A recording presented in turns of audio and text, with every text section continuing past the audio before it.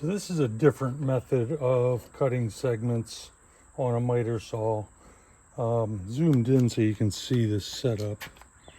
So I have a stop block here that basically sets the length. And I have a clamp here that helps with the hold.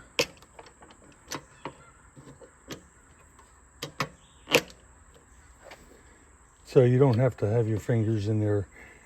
You can hand hold this as long as the saw is cutting into the stop block, because that's the direction it's going to try to push the board.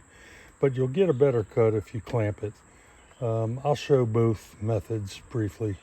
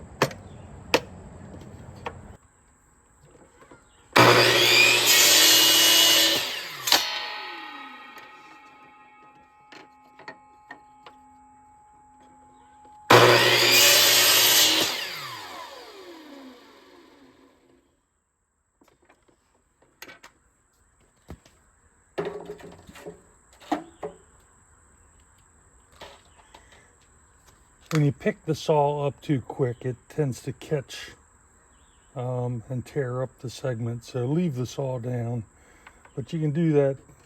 You can cut segments on here. The only adjustment after you get it all set up is the segment length by moving the stop block.